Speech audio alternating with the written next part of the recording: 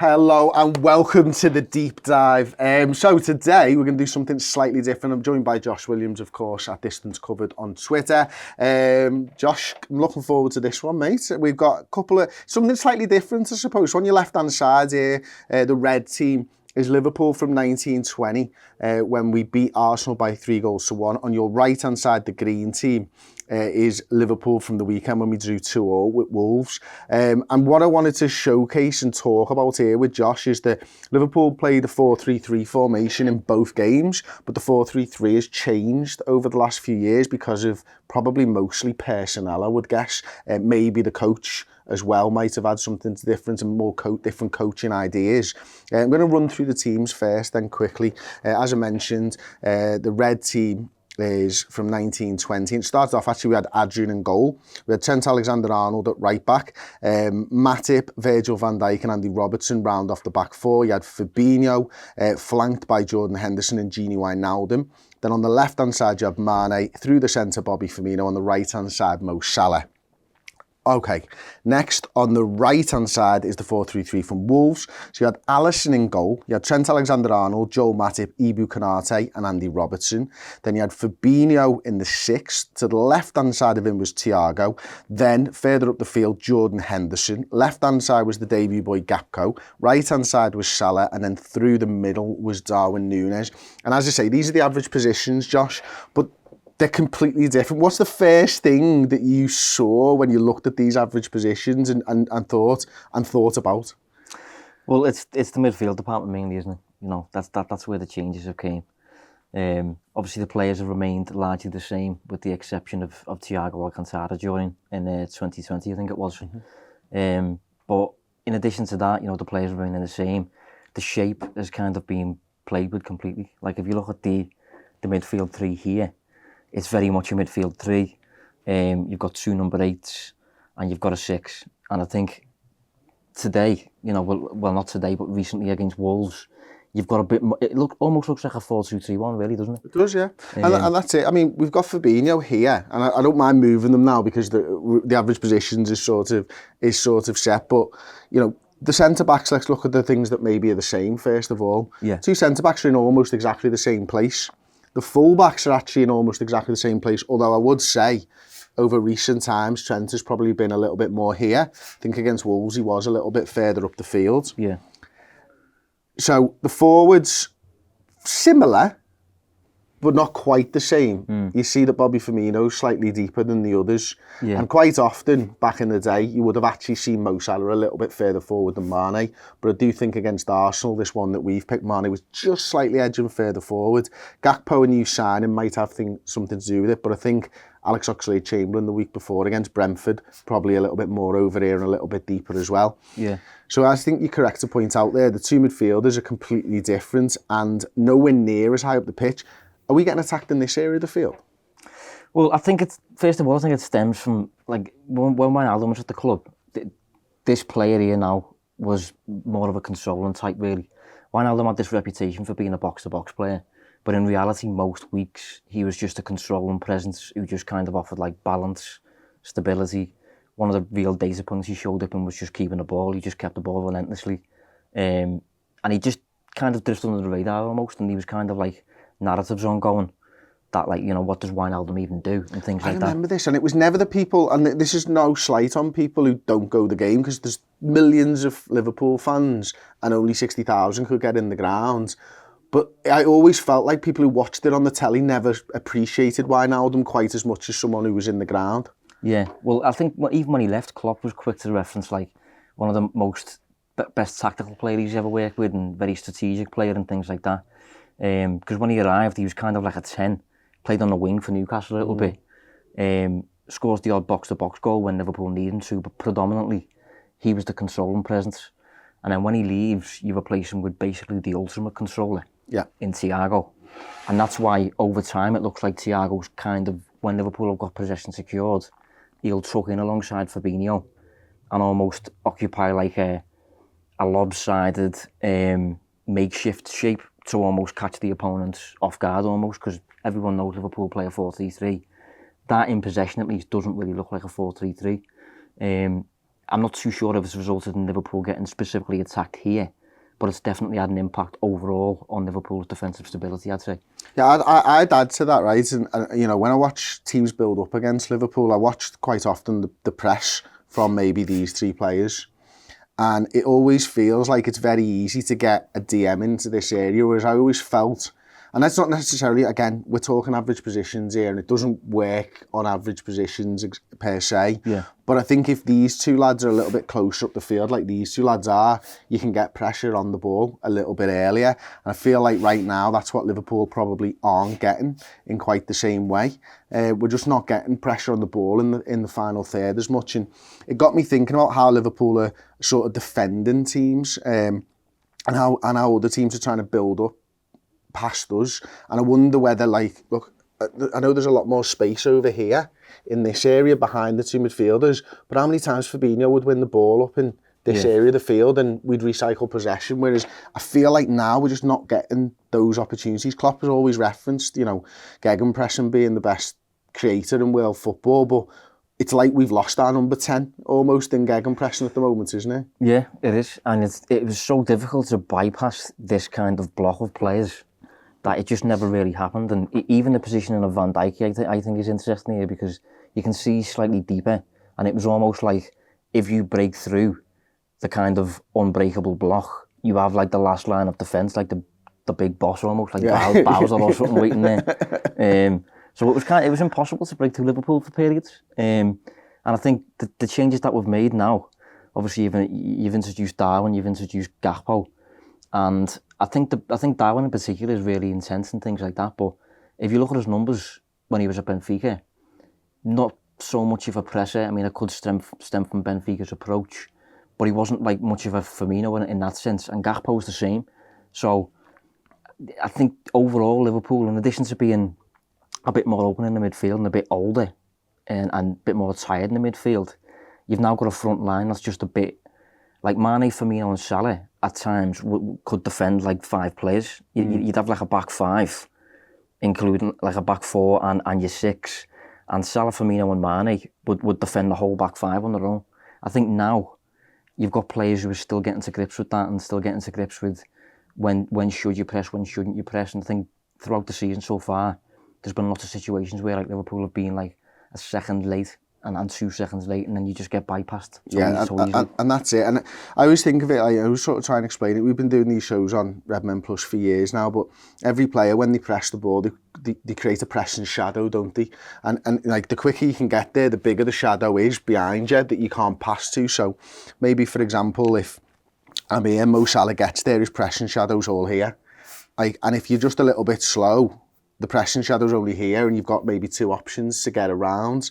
And I think that's where Liverpool, and why I always felt like Shaqiri, although he could play the offensive side of the game well, I always felt he's looking around like, where's the man that I'm supposed to be covering from the pass? Yeah. And as soon as you're looking around and you're thinking about where you're supposed to be, you're too late almost, aren't you? Yeah. And that's a sort of problem. And that's why maybe Gakpo and Núñez right now, it's not working quite the same way. But I think one of the things I wanted to touch on with you, Josh, is probably this man here, Bobby Firmino, and why I think he could be the key to why Liverpool are potentially struggling. So have you got any thoughts on that?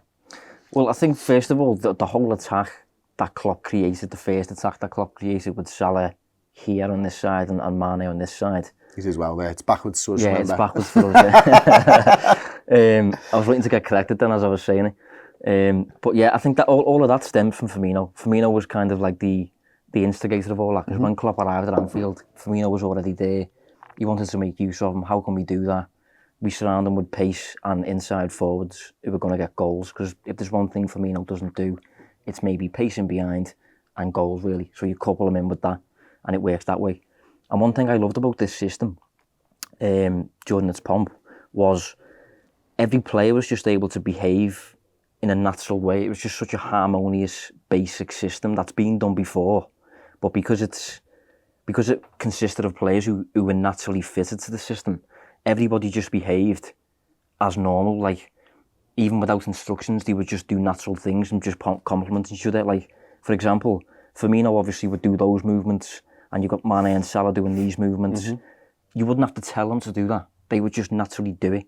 Trent bombing on. I think that's Trent. Is that Trent? Yeah. And Robertson bombing on. They would just naturally do that as well. And then you've got the 8s in Henderson and Wijnaldum who were just naturally like super disciplined players who were willing to hold the fort at times and things like that. So water carriers at times as well. Yeah. So it was just a system that worked, just naturally worked without Klopp. All Klopp really had to do was just put them into a formation, and the rest of it just kind of worked. Whereas I think now there's a bit less of that. I think now players are having to think, and it's a bit less harmonious.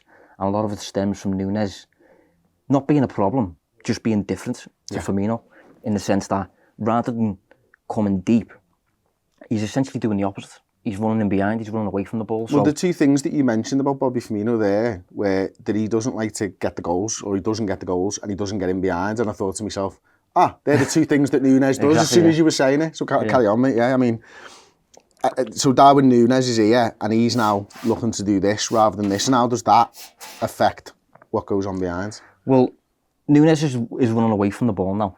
So as a result of that, in a 4-3-3 at least, you have a massive space here in the 10, which kind of explains why, potentially, this is a complete guess, but maybe the long-term idea was for the midfield 3 to kind of shuffle over, and this player here, who's usually Henderson, maybe over time becomes a bit of a De Bruyne, Harvey Elliott, number 10-ish type player with the ball, so that in possession, you look a bit like that.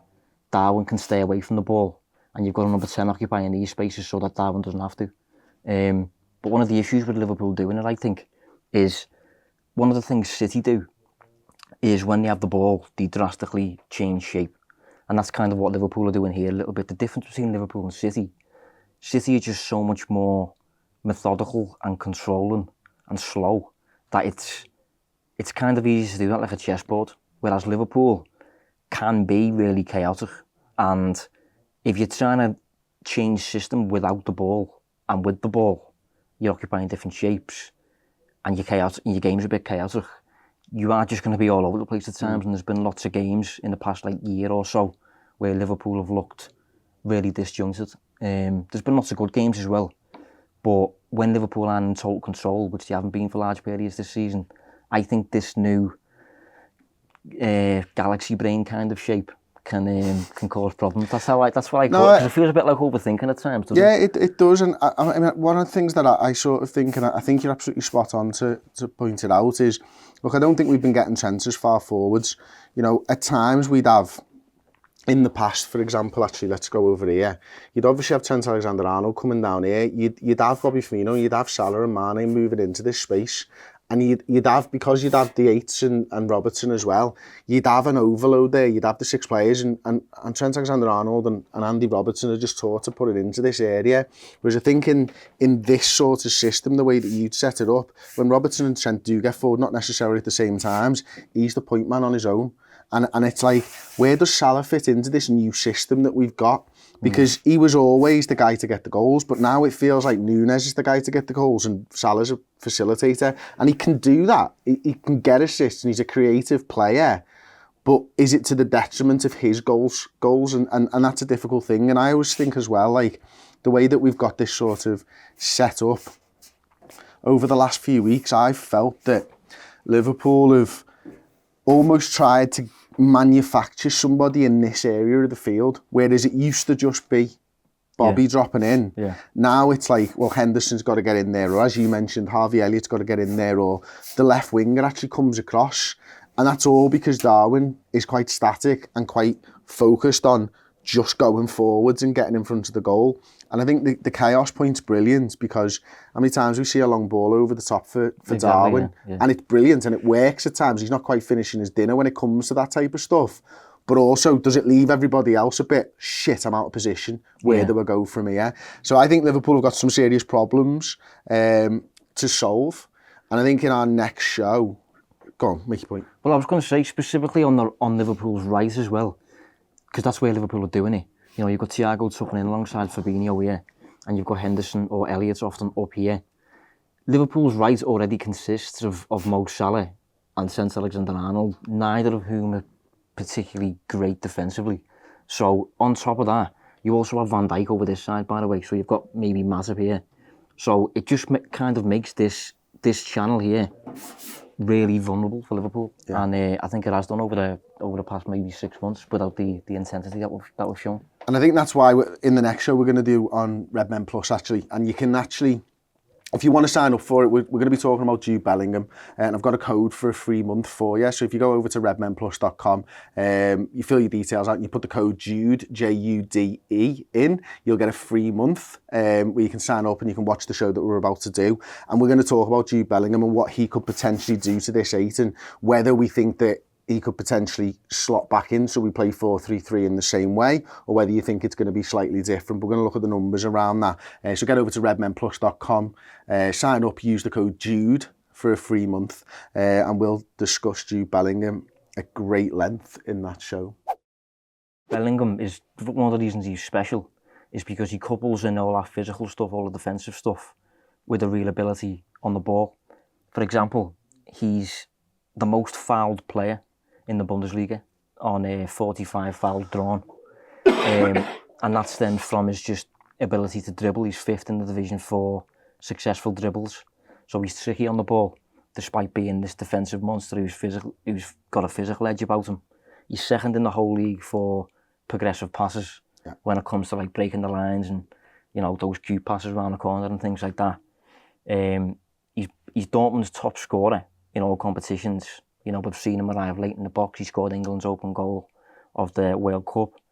And overall, he's in the 94th percentile of midfielders across Europe for non-penalty goals. And he's 90th for expected goals as well. So what I'm capturing there basically is like the ultimate midfielder. Thank you very much for watching. We'll see you soon. Ta-ra. Hey, thank you so much for watching. Check out redmenplus.com, and if you join as a club legend on there at a yearly rate, you'll be instantly emailed 2 codes to get yourself 2 free pieces of merch from redmenmerch.com. Boss Liverpool t-shirts to sit in, watch and listen to our podcast. It's Boss, your boss. See you on redmenplus.com.